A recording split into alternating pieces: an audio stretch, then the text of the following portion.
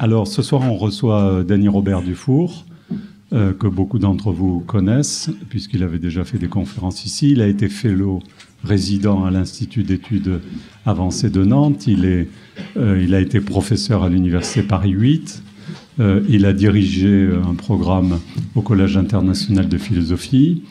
Et il a publié de nombreux ouvrages, dont le dernier dont il va nous parler, puisque c'est le sous-titre. Oui. Mais on n'en a pas parlé, c'est le sous-titre de son dernier bouquin qui s'appelle « Baise ton prochain ». Donc, tu n'as pas osé l'annoncer, mais il nous expliquera pourquoi. C'est l'inverse de « aimez-vous les uns les autres », quoi. Là, c'est « baise ton prochain » plutôt que « aime ton prochain ». Sous-titré « Une histoire souterraine du capitalisme », c'est publié chez Actes Sud. Alors, dans les grands bouquins de Denis Robert, il y en a plein, hein, L'art de réduire les têtes, Le divin marché, La cité perverse, le délire occidental, Pléonexie. Alors moi, il y en a un qui m'avait passionné, mais c'est le plus ancien, peut-être, enfin dans la liste, en 1990, Les mystères de la Trinité chez Gallimard, qui est un très grand ouvrage, je vous en recommande la lecture, au-delà de ce dont tu vas parler aujourd'hui, en complément, ce grand livre. Et puis un livre qui fait écho aussi à l'actualité, Le Code Jupiter, oui, qui renvoie à Jupiter, bien sûr, Philosophie de la ruse et de la démesure, sous un pseudonyme, chez Équateur en 2018. Voilà, alors ce soir, tu vas nous parler de l'histoire souterraine du capitalisme, et puis José Emilio, que je présenterai tout à l'heure, qui est fellow associé en ce moment professeur d'histoire en Argentine, qui sera le discutant pour enclencher la discussion avec le public. Donc je te cède la parole, une 50aine de minutes, compte tenu de nos contraintes. Grand merci Pierre, merci de me recevoir ici, merci à l'IEA. Donc tu as rappelé un peu, effectivement ça fait 10 ans que j'étais fellow, bientôt 10 ans. Alors effectivement je voudrais vous présenter un travail récent que j'ai publié donc dans ce livre au titre, disons, qu'on me dit provocateur, donc baisse ton prochain, une histoire souterraine du capitalisme. En fait, c'est pas du tout provocateur, c'est un travail de théologien que j'ai fait. Je suis théologien. Théologien, pourquoi? Parce que je travaille sur le premier commandement, donc de la religion dans laquelle nous sommes depuis maintenant, à mon avis, 3 siècles. C'est ce que je vais essayer de vous expliquer maintenant. Et que j'ai appelé dans un autre livre que tu as cité, donc Le divin marché. Alors, ce texte, une histoire souterraine, vous allez comprendre pourquoi je dis souterraine, parce que cette étude que j'ai publiée part d'un texte oublié d'un dénommé Bernard de Mandeville. Je ne sais pas si vous avez jamais entendu son nom. Bernard de Mandeville, donc 1670-1733. C'est un philosophe et, comme on disait à l'époque, médecin des passions ou médecin des passions de l'âme, qui a fait ses études donc dans ce qu'on appelait à l'époque les Provinces-Unies, c'est-à-dire Pays-Bas, Hollande, et qui a passé un diplôme de philosophie sur Descartes et un diplôme de médecine et qui est parti en Angleterre, à Londres, vers 1695. Et il y a exercé donc le métier il a écrit toujours des textes de philosophie, mais il a exercé le métier de médecin des passions de l'âme. On dirait psy aujourd'hui. Et de fait, je crois qu'on aurait raison de dire psy parce que Mandeville est un incroyable précurseur, ce qui a été extrêmement peu mentionné, et ça m'a toujours beaucoup surpris que ça soit si peu connu, parce que je dirais que le véritable inventeur 2 siècles avant Freud de ce qu'on appelle la cure de parole, talking cure, c'est Mandeville. Il a publié en 1711 un livre qui s'appelle Traité des passions hystériques et hypocondriaques. Je vous donne le titre en français parce que il a été traduit en français il y a quelques années et c'est un texte complètement extraordinaire puisqu'on voit le psy donc qui parle avec ses patients dans le livre et qui répond donc à leurs questions. Et il y a un moment donné, c'est avec un patient homme et une patiente femme, et l'homme lui demande mais comment on va mieux, et comment faites-vous pour nous guérir? Ça a l'air, on comprend pas très bien ce que vous faites.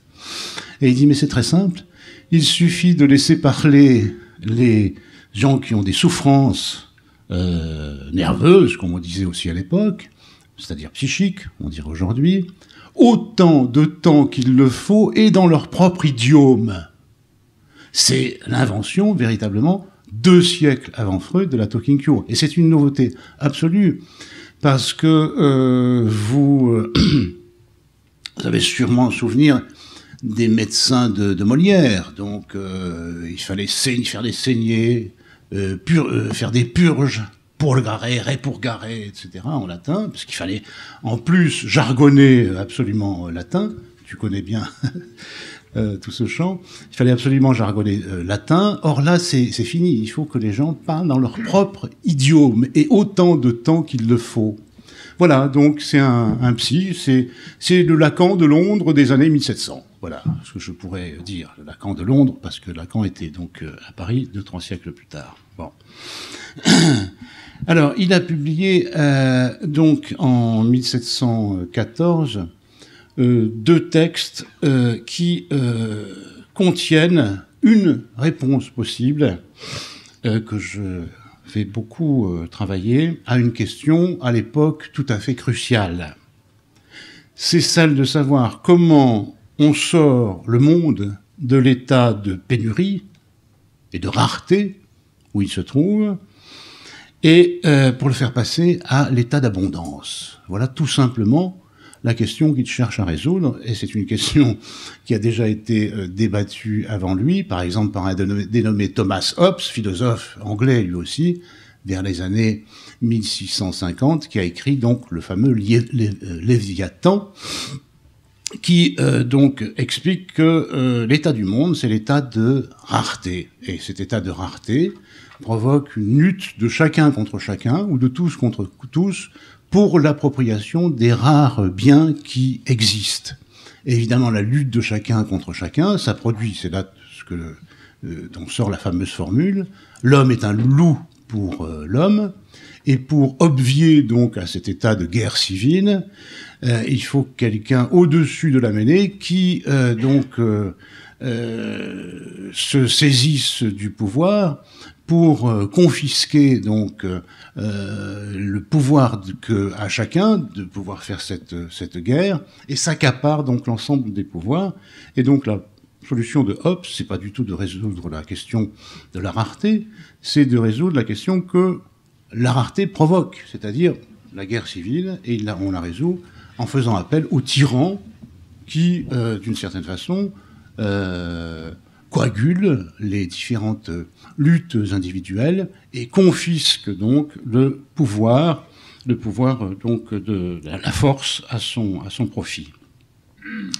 Ce qui a évidemment une conséquence grave, c'est qu'il faut alors que chacun abdique, dit Hobbes, du droit que la nature donne à chacun de pouvoir vivre selon son propre régime, pour déléguer ceci, donner ceci aux tyrans. Alors, c'est cette question que Mandeville reprend dans ses 2 textes de 1714. Pour que vous ayez une idée de ce dont on parle quand on parle de l'état de rareté ou l'état de pénurie, je vais vous donner quelques chiffres qui valent pour la période 1700. J'ai été les chercher chez Piketty, dans son dernier ouvrage paru, donc Capital et idéologie. Parce que Piketty, c'est très significatif, donne des chiffres sur 1700, donc à l'aube du capitalisme, et sur 2020, aujourd'hui. Donc, en 1700, il y a 650 millions d'habitants dans le monde. Le revenu moyen, je dis bien moyen par tête, est d'environ 80 € par mois. L'espérance de vie est de 25 ans environ, et à peine 10% de la population mondiale est alphabétisée. Voilà l'état du monde en 1700, donc état de rareté et de pénurie. Or, les 2 textes que je vais présenter de Mandeville proposent une sorte de remède qui sera finalement adopté et donc ce remède est exposé dans 2 textes. Le premier, c'est le plus connu. Il s'appelle « La fable des abeilles ». Fable, pourquoi? Parce que Mandeville a été le traducteur en 1705 à Londres de 30 fables de La Fontaine, donc il sait comment écrire des fables, et il lui est resté avec l'idée qu'il fallait qu'il écrive sa propre fable. Il avait pris le tour de main de la fable, c'est pas si facile, de versifier, de construire, donc dans le style de la fable. Il a compris comment ça fonctionnait du point de vue de l'écriture, du point de vue littéraire, et donc il décide d'utiliser ce savoir pour le mettre au service de l'idée qu'il veut défendre.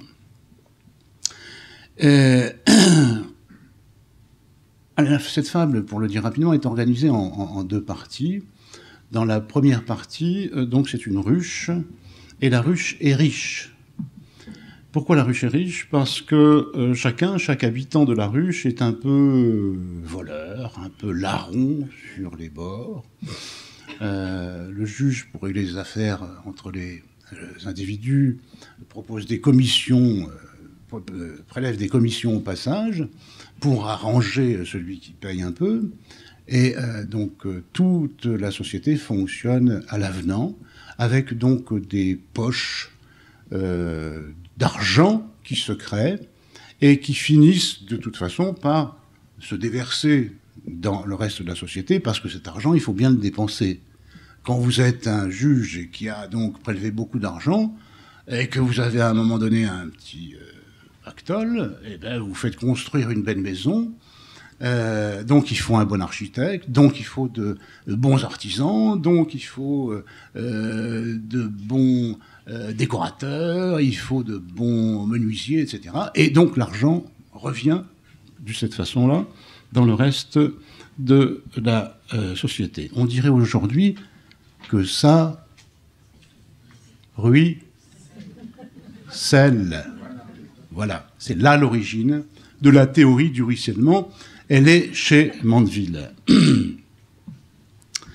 La seconde partie de la fable, c'est que les habitants de la ruche se sentent tous un peu coupables. N'oubliez pas que Mandeville est psy, et donc il sait quelque chose de la culpabilité qui habite tous les individus, et donc les gens se sentent un peu coupables d'être un peu larrons comme ça, et voleurs sur les bords. Donc ils ne peuvent plus supporter cette culpabilité, et du jour au lendemain, eh bien, ils décident, les malheureux, de devenir honnêtes. Deuxième partie de la fable, plus ils sont honnêtes, plus la ruche dépérit, les métiers disparaissent, les métiers d'art, etc. Bon, je passe tous les détails, je vous renvoie à la lecture de cette fable qui fait 10-12 pages que vous trouverez sur l'Internet, et la ruche se trouve donc réfugiée dans le creux d'un arbre, et devient l'objet de toute une série de prédateurs autour. La ruche, donc, dépérit et disparaît. Alors, je vous ai parlé des fables de La Fontaine. Mobilisez un peu vos souvenirs d'enfance. Dans les fables de La Fontaine, il y a ce qu'on appelle des maximes. Des maximes ou des morales. Et dans la fable des abeilles de Mandeville, il y a une maxime, une morale. Elle dit tout simplement ceci. Les vices privés, donc les vices privés, c'est avidité, luxure, luxe extravagant, tout ce que vous pouvez imaginer comme vices. Vices privés, les vices privés font la vertu publique, c'est-à-dire font la richesse publique. Donc il faut laisser aller les vices privés à leur finalité, parce que finalement, contrairement à ce qu'on pouvait croire, c'est bon pour tout le monde. Or, vous savez que, évidemment, encourager le vice à cette époque, aujourd'hui ça ne poserait plus aucun problème, mais à cette époque ça posait encore quelques problèmes, parce que c'était donc le risque d'apparaître comme diabolique. Et c'est ce qui est arrivé à Mandeville dès la 2e édition de son texte, c'est en 1723, dès la 2e édition. Son texte est jugé et confisqué par le Grand Jury du Middlesex, qui confisque son texte, interdit la lecture, le condamne, etc., etc. Quand le livre est publié à Paris en 1740, il est mis à l'index et brûlé par le bourreau sur la place de Paris. Et on transforme alors le nom de Mandeville en Man Devil, l'homme du diable. L'homme du diable parce que, donc, il incite ses contemporains à laisser leurs vices se déployer jusqu'à leurs dernières conséquences. Le second texte, alors lui, le second texte, il est aujourd'hui complètement oublié. Je pense véritablement avoir fait une découverte avec ce second texte. C'est très simple, hein, ma découverte. C'est parce que, il y a 2 ans, un grand éditeur français m'a demandé de publier directement en poche 5 textes de Mandeville. Donc, c'est chez Agora Pocket. J'ai donc publié, fait un choix des textes de Mandeville, et pour faire un choix, j'ai relu tout Mandeville. J'ai fait aussi une présentation d'1 centaine de pages sur quelques éléments biographiques, la pensée de Mandeville, la réception de Mandeville, et aussi la non-réception, c'est-à-dire l'oubli de Mandeville, l'oubli où se trouvait donc Mandeville, se trouve Mandeville à notre époque. Et donc, en relisant tout Mandeville, je suis tombé sur un 6e texte de 12 pages, un tout petit texte. Et quand je suis tombé sur ce petit texte, je me suis dit, celui-ci, je ne le publie pas, je vais en faire quelque chose de spécial. Je vais en faire quelque chose de spécial, je vais en faire un essai. Et c'est finalement donc ce livre qui est sorti, Baisse ton prochain. Pourquoi il est spécial? C'est parce que il contient, je dirais, le mode d'emploi politique pour faire passer une idée si scandaleuse, donc de laisser aller les vices à leur finalité. Pour que cette morale, entre guillemets, cette morale amorale, passe sans qu'elle provoque donc de soulèvement, il faut faire en sorte que les individus se tiennent tranquilles. C'est ça, l'art de gouverner mis au point par Mandeville. Et c'est un art de gouverner extrêmement intéressant parce qu'il apparaît beaucoup plus retors, presque 2 siècles après, que celui de Machiavel, vous allez voir. Et donc, ayant beaucoup travaillé sur ce texte, je tiens, donc autant vous en avertir tout de suite, ces 2 textes comme constituant ce que j'appellerais le logiciel du capitalisme. D'une part, donc, la fable dit que du mal peut sortir le bien. C'est nouveau, parce qu'avant, il n'y avait que le bien qui pouvait engendrer le bien.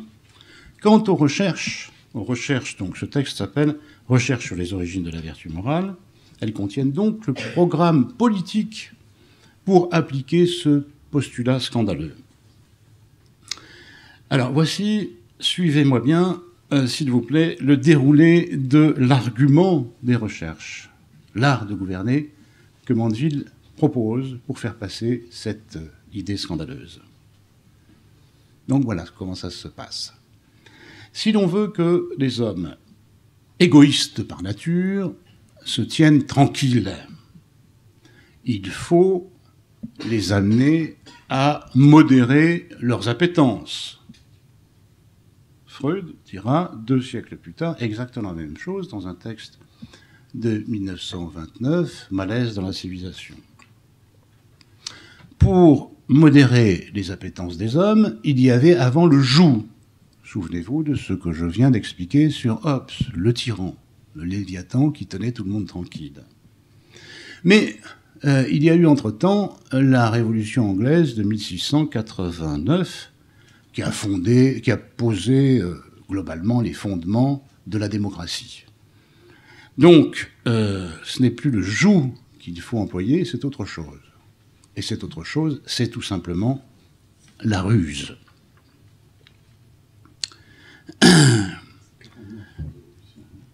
La rébellion. Oui, alors ça, c'est les rébellions. Oui, ça, c'est oui, ça, c'est les rébellions, et puis suivi de la révolution, donc voilà. Avec les levelus, etc. Donc, c'est la ruse qu'il faut employer. En effet, aucun argument raisonnable ne saurait persuader les hommes de suivre cette sage recommandation de modération. Pour qu'ils consentent à obéir aux lois, Il ne reste donc, c'est la rançon de leur égoïsme, qu'à les payer. Si vous vous calmez, je vous donne ceci. Mais comme ils sont nombreux et qu'il n'y aurait jamais assez d'argent pour tous les rémunérer, il faut les dédommager avec une monnaie qui ne coûte rien. Sinon, un peu de vent. C'est en effet en parole qu'il faut les payer, avec des flatteries célébrant l'étendue de leur entendement, leur merveilleux désintéressement personnel, leur noble souci de la chose publique. Et cette façon de circonvenir les hommes, utilisant ce qu'il faut bien appeler le fantasme de leur vertu, vous voyez que vous reconnaissez le psy, constitue pour Mandeville l'essence du politique, le cœur de l'économie politique en démocratie. Seule, selon lui, cette politique de la flatterie est susceptible de pouvoir faire vivre les hommes ensemble en les contraignant à modérer leurs appétences. Des flatteries, donc, parce que les individus, comme vous allez le voir bientôt, ne sont pas là où ils pensent. Ils sont égoïstes et cupides, et ils veulent apparaître vertueux. Il y a une différence dans le être cupide et le apparaître vertueux. Et ils peuvent apparaître vertueux aux yeux des autres à un point tel qu'ils finissent parfois à devenir eux-mêmes vertueux. Donc de cette politique de la flatterie, il en résulte deux classes, non pas au sens sociologique du terme, mais plutôt au sens psychologique. Il y aura un petit nombre auprès de qui cette politique de la flatterie ne sera pas efficace, et ils composeront une classe d'individus courant sans cesse derrière les jouissances immédiates, et on les appelait alors les scélérats. Et ils ne pensent qu'à leur avantage personnel. C'est donc la classe dangereuse qui est composée des bandits, des voleurs, des proxénètes, des prostituées, des mendiants, des trafiquants, etc. Mais cette petite classe vile d'irréductibles est fort utile, car elle agit comme un répulsif qui permet la création en regard d'une large classe vertueuse, entre guillemets, composée de ceux qui pourront se targuer d'avoir réussi là où les premiers ont échoué. C'est toujours ça de gagner, une large classe vertueuse, entre guillemets, tenue par la flatterie. Nous voici donc avec deux classes. Mais c'est là où le génie de Mandeville s'exprime. Il montre que ce qu'on pourra appeler une manipulation politique n'a qu'un but: créer une troisième classe invisibilisée, composée, dit-il, the very worst of them. Il parle des hommes. The worst of them. Les pires d'entre les hommes. Donc une troisième classe composée des pires d'entre les hommes, ce qu'on appellerait aujourd'hui des pervers, qui se caractérisent, pervers parce qu'ils sont sur deux positions en même temps. Ils se caractérisent de simuler l'abnégation, en parlant comme ceux de la classe vertueuse, et de dissimuler leur penchant avide, qui les rattache à la classe vile, en prônant donc le bien public. Il s'agit donc pour cette troisième classe de faire semblant d'obéir à la loi dans un double but: profiter du prestige des vertueux et surtout tenir tout le monde tranquille afin d'en tirer tous les bénéfices possibles. Il forme donc, dit Mandeville, cette troisième classe d'ambitieux qui récolte tous les bénéfices, qui fait tourner les affaires et qui, grâce à ce double jeu, cette classe peut gouverner avec facilité. Il leur suffit en effet de prêcher l'esprit de dévouement au bien public, en prônant par exemple, on dirait aujourd'hui, la croissance, qui profite à tout le monde, pour mieux contraindre à l'abnégation et à l'honnêteté forcée tous les autres, en les faisant au besoin bêler de concert contre, par exemple, la corruption. Ce qui permet ainsi de les faire travailler à leur service afin de récolter tranquillement tous les fruits de leur labeur. Donc vous voyez, c'est ça tout le raisonnement mandevillien, toute la construction mandevilienne. Et donc le psy Mandeville peut donc être crédité, premièrement, de l'invention de l'inconscient. Pourquoi ? Parce qu'il dit très littéralement ceci dans les recherches: les hommes ne sont pas là où ils pensent. Vous savez ce qu'il disait. Ils se pensent vertueux alors qu'ils sont cupides. Donc les hommes ne sont pas là où ils pensent. Et cette invention de l'inconscient a été immédiatement utilisée pour manipuler ceux qu'on pourra appeler les névrosés, les braves névrosés, en leur servant leur fantasme préféré, je suis vertueux, ce qui est aussitôt mis à profit par les pervers de la troisième classe. Voilà la construction mandevillienne. Et c'est donc, à mon avis, à une révision drastique de nos connaissances que ce petit texte invite.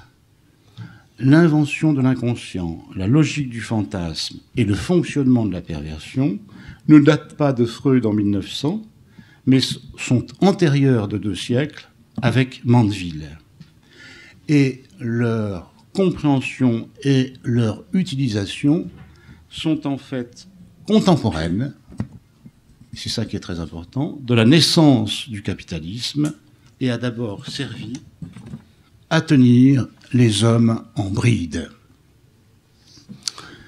Vous voyez donc la grande force de Mandeville, c'est d'avoir compris comment des éléments venus de ce qu'on appelle aujourd'hui l'économie psychique allaient et pouvaient être mobilisés dans l'économie politique et dans l'économie marchande. C'est déjà pas mal hein, pour quelqu'un du début du XVIIIe siècle. Et c'est pas tout. Parce que il y a le coup de grâce. Et c'est vraiment le cas de le dire, parce que Mandeville entre alors dans le plan théologique. C'est tout simplement une nouvelle religion qu'il avance et qu'il annonce. Une nouvelle religion qui bouscule les prêches classiques sur le bien et le mal, vous avez entendu, car cette élection, disons des salauds, les pires d'entre tous, worst of them, pourrait bien, en définitive, tenez-vous bien, être voulu par Dieu lui-même. En effet, si Dieu a fait les hommes imparfaits, cupides, menteurs, ce pourrait bien être, selon Mandeville, à dessein. Ce que Mandeville suggère donc, c'est que le temps des hommes saints, ou supposé tel, est révolu, terminé. Il faut confier son destin au pire d'entre les hommes, ceux qui veulent toujours plus, quels que soient les moyens employés, car c'est la seule voie possible pour que la richesse s'accroisse et de là ruisselle sur le reste des hommes. Ce qui permettra à un certain nombre d'entre eux d'atteindre le bonheur temporel, c'est-à-dire le paradis sur terre. Vous entendez bien, j'espère qu'il est clair que cet ensemble de thèses ne doit pas être dévoilé au grand public, car il divulgue en quelque sorte la manipulation dont devait être victime justement le plus grand nombre. Et de fait, ces textes de Mandeville ont été occultés. Je passe là-dessus. Combien de temps il me reste ? 22 minutes. Oh, c'est bon. Donc, quadruple occultation des thèses de Mandeville. Premièrement, elles sont vouées à être inentendues, car elles disent que ce à quoi nous tenons le plus, notre image altruiste, est inauthentique, que notre vertu est toc. Donc, on ne veut pas entendre ce que dit Mandeville. Deuxièmement, on aidera à cet oubli en brûlant les livres, je vous l'ai dit, de Mandeville dans toute l'Europe, ce qui est un excellent moyen de faire disparaître ces thèses. Troisièmement, un dénommé Adam Smith, 1723-1790, tout en reconnaissant l'apport de Mandeville, sera à la tâche pour le troisième refoulement de Mandeville. Il fera du Mandeville sans Mandeville. Par exemple, il reprendra le grand principe mandevillien en bannissant le mot « vice » et il le remplacera par celui d'apparence plus neutre de « self-love ». Et il écrira donc un autre traité, le traité à côté de son traité fameux donc sur la richesse des nations, le traité de la théorie des sentiments moraux, qui privilégiera la notion de sympathie, sans jamais dire comment cela se combine avec l'égoïsme, avec le impliqué par le self-love. Quatrièmement, cette occultation de Mandeville sera plus d'un siècle après Smith parachevée par Max Weber dans son fameux ouvrage « L'éthique protestante et l'esprit du capitalisme ». Premières éditions en 1704-1705 et ensuite tout ça est réuni en un livre en 1920.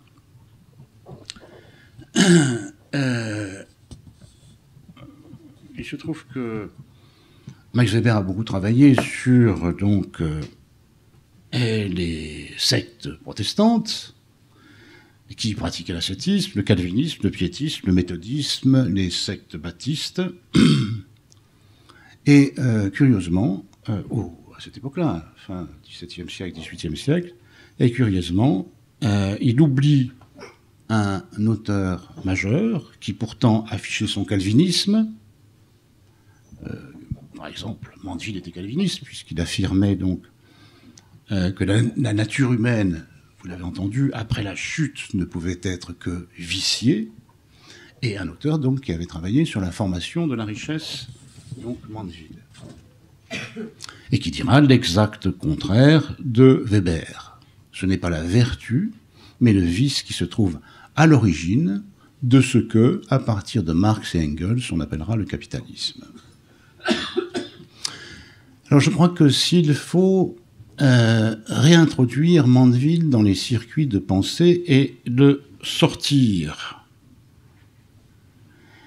des occultations qui ont fait oublier jusqu'à son nom, c'est qu'il dit sans aucun phare les conditions dans lesquelles le capitalisme a été créé et qu'il révèle en quoi le capitalisme a constitué ce que j'appellerais un tournant pervers dans la civilisation. Ce tournant pervers, préconisé par Mandeville, n'a fait que s'amplifier avec l'apparition de la forme actuelle du capitalisme. Non plus le capitalisme industriel, mais le capitalisme financier, lequel résulte directement de l'action des nombreux think tanks créés par la Société du Mont Pèlerin. Ce capitalisme financier, je vais y revenir, expose crûment son fétichisme de l'argent. Un mot sur la Société du Mont Pèlerin. Elle a été créée en 1947 par un éminent penseur qui s'appelle Friedrich Hayek, qui était entouré de 35 membres lors de sa création, dont 8 reçurent ensuite le prix dit Nobel d'économie. Hayek, donc, c'est un penseur d'origine viennoise, très érudit, économiste, philosophe, psychologue, historien, politologue. Et il visait quoi? Eh bien, il visait à reconstruire le libéralisme à partir de fragments perdus de vue ou mal entendus depuis 2 siècles. Et il y a tellement bien réussi qu'il est devenu le chef de file de l'école dite néolibérale de Chicago, revendiquant le libre marché et le monétarisme, avec Milton Friedman, et s'opposant donc à toute régulation. Or, ces fragments décisifs, Hayek explique qu'il les a trouvés dans les propositions venues de qui? Eh bien, venues de Mandeville, qu'il a tout simplement présenté comme le mastermind, c'est-à-dire le grand esprit, le maître à penser. Il a prononcé d'ailleurs en Angleterre, devant la British Academy, dans les années 60, une communication qui s'appelle Mandeville Mastermind. Donc voilà la réintroduction de Mandeville après 2 siècles d'occultation, qui est devenu donc le chef de file, enfin le maître à penser de cette école néolibérale de Chicago. Et à partir de là, donc, cette petite société, la Société du Mont Pèlerin, s'est mise à fonctionner sous un mode qui est pas loin du mode du prophétisme religieux, une sorte de secte, si vous voulez, qui a cherché, comme le disait Hayek, à promouvoir une utopie, et qui a si bien réussi qu'elle a inventé la religion qui s'est mondialement imposée, qui s'appelle, que j'ai appelé donc le divin marché, ordre spontané, si parfait qu'il doit absolument être tenu à l'égard de toute tentative humaine de régulation. Eh bien, ces affranchis, Société du Mont Pèlerin, ont souterrainement diffusé l'idée néolibérale avant que celle-ci ne s'empare officiellement du monde, pour le reconfigurer entièrement à partir des années 1980. Comment? Parce que 2 think tanks issus de la Société du Mont Pèlerin ont joué un rôle décisif dans les arrivées au pouvoir et le programme de Margaret Thatcher en Grande-Bretagne en 1979 et de Ronald Reagan aux États-Unis en 1981 ans plus tard. Ce qui a marqué donc un tournant dans la conduite des affaires du monde.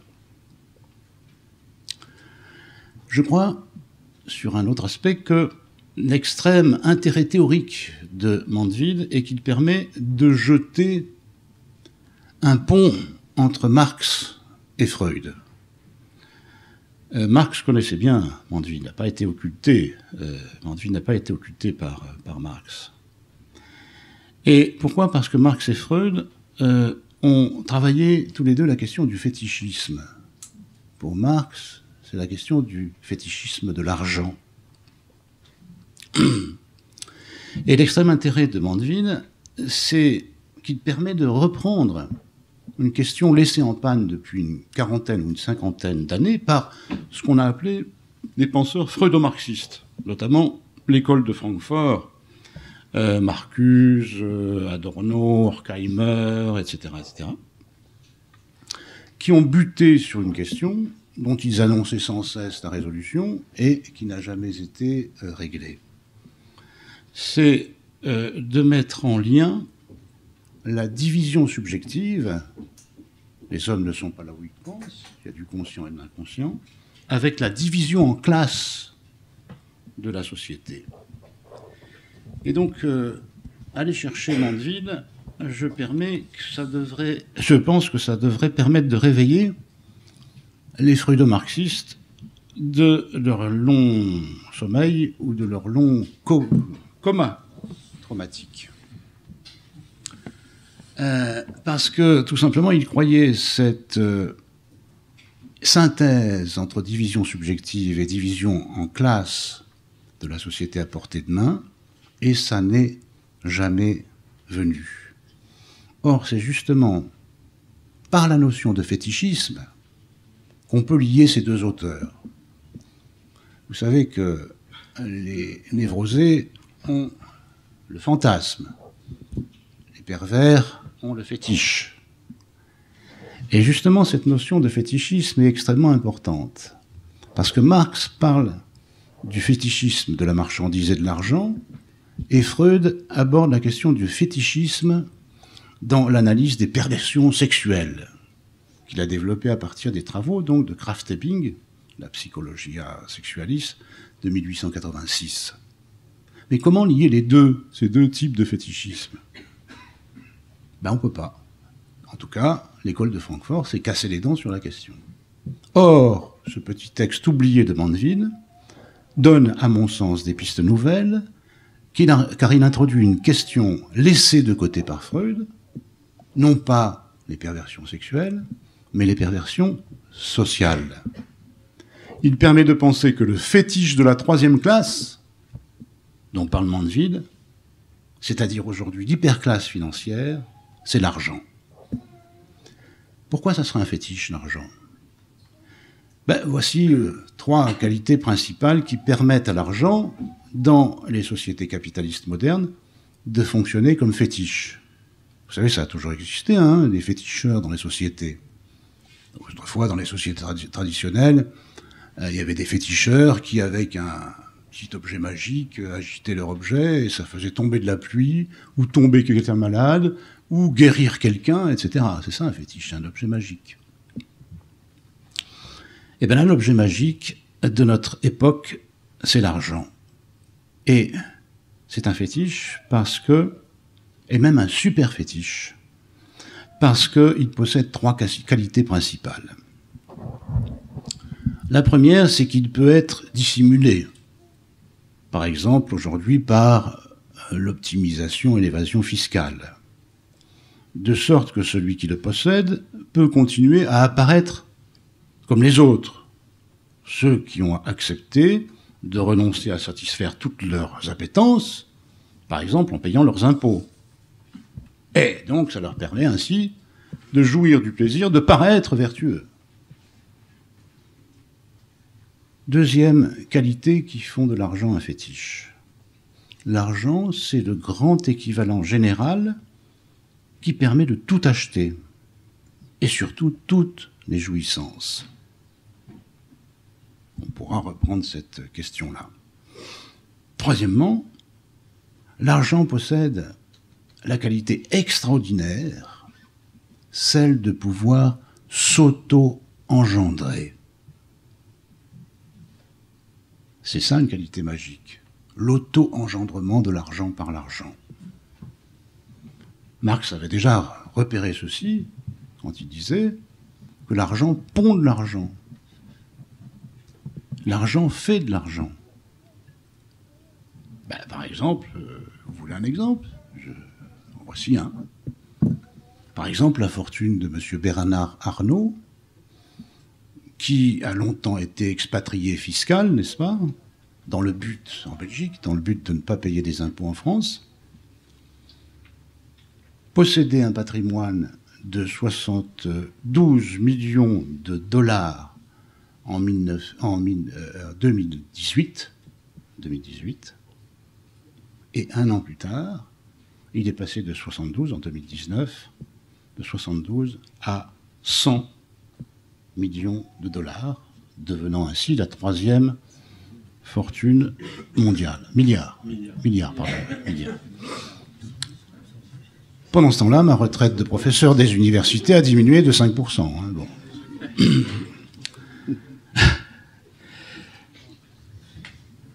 Et je crois que les thèses de Mandeville permettent de comprendre que le but de la troisième classe, l'hyperclasse financière, c'est tout simplement quelque chose comme la richesse infinie. L'idéal, la richesse infinie. Alors je voudrais terminer sur les points suivants. Eh bien, c'est qu'on sait aujourd'hui que le projet mandevillien pour passer de la pénurie à l'abondance a, d'une certaine façon, parfaitement réussi. Les toujours derniers travaux de Piketty permettent de dire, entre les pages 45 et 50, que le monde en 2020 est globalement 100 fois plus riche que celui de 1700. Pourquoi? Parce que nous sommes passés de 650 millions à 7 milliards, 10 fois plus, et que le revenu moyen dans le monde, moyen, hein, je dis bien moyen, je ne parle pas des différences extrêmes, est de l'ordre de 1000 euros par mois. Donc 10 fois plus de monde, 10 fois plus riche, ça fait un total de 100 fois plus riche. L'augmentation de l'espérance de vie est passée de 1700 à 25 ans à 70 ans, et à peu près 70% de la population dans le monde, au lieu de 10 ou 15%, est aujourd'hui alphabétisée. Donc ça a très très bien marché, le projet mandevillien. Nous sommes dans un monde mandevillien, je l'ai assez dit. Il n'y a qu'un modeste prix à payer pour ce prodige. C'est des inégalités de patrimoine énormes. Vous savez que les 10 personnes les plus riches du monde possèdent autant que la moitié la plus pauvre de l'humanité. Donc le patrimoine de 10 est égal au patrimoine de 3,5 milliards. Et puis, le deuxième prix à payer, c'est tout simplement la destruction du monde. Pour que le marché marche, il faut que tout ce qui peut être exploité le soit, sans aucune retenue. Et le résultat est manifeste. Le monde n'est plus qu'un immense complexe de ressources à exploiter de façon rationnelle et industrielle. Et quand on exploite à outrance le monde, évidemment, on le salit peu à peu et on le détruit irrémédiablement.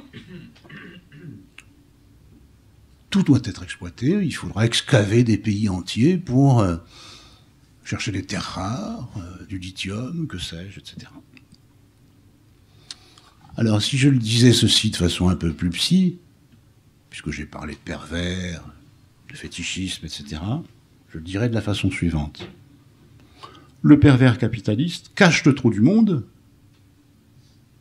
son manque, la pénurie permanente, caractérisant donc les modes de production antérieurs, en y posant le super-fétiche argent.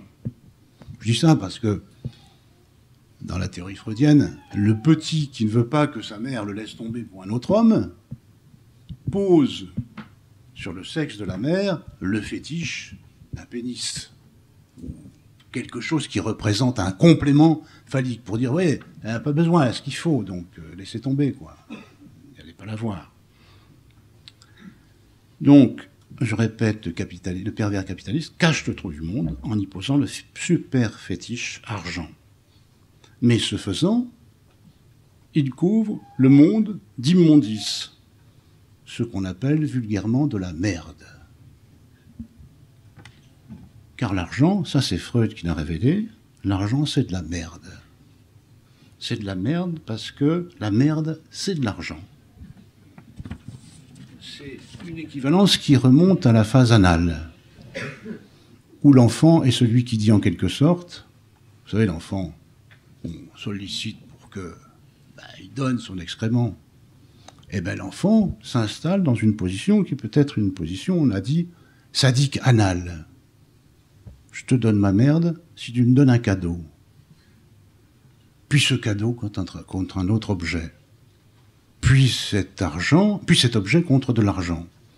De sorte que derrière toutes les transactions humaines perdure une sorte de vieille transaction archaïque.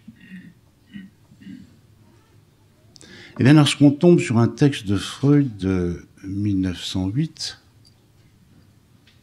quand je suis tombé là-dessus, j'ai repensé évidemment à Mandeville,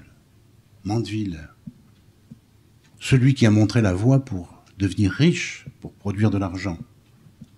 J'y ai pensé à la lecture de ce passage. L'or dont le diable fait cadeau à ses adorateurs se change en excrément après son départ. Eh bien, nous y sommes. Notre monde est devenu immonde, il est saturé de pollution et d'immondices. C'est aussi le prix à payer de la réussite du projet mandevillien. J'ai encore quelques temps. 2 minutes ? Bon, alors 2 minutes. Je termine ce livre par un commentaire d'une œuvre qui m'avait complètement sidéré lorsque je l'avais vue au Centre Pompidou de Paris, qui est une œuvre qui a été créée par l'artiste belge Wim Delvoye. L'œuvre s'appelle Cloaca. Cloaca, je ne sais pas si vous savez ce que c'est. Cloaca, c'est une machine industrielle que Wim Delvoye a bricolée, qui donc représente un espèce de cylindre transparent de 13 mètres de long, je crois, et de 3 mètres de diamètre. C'est séparé dans une certaine 4 ou 5 cases. Il y a des fluides, des liquides qui passent de l'un à l'autre, etc. Et on met au début de la machine un repas. Tout est digéré, effectivement, et à la fin, ça produit une merde. Et donc, on emballe l'excrément sous vide, et on le marque d'un logo qui pastiche ceux de Ford et de Coca-Cola. Ça se conserve, et ça peut devenir le début d'une spirale spéculative, cette merde. Et de fait, ça marche. Les premiers étrons vendus sous vide ont été vendus 1 000 € chacun, en 2000. Ils en valent 10 000 aujourd'hui. Et en plus, la machine elle-même fait l'objet d'obligations en bourse. Et j'analyse donc cette œuvre comme une métaphore parfaite de cette conversion de la merde en argent et de l'argent en merde qui se trouve au cœur du capitalisme. Voilà, je vous remercie.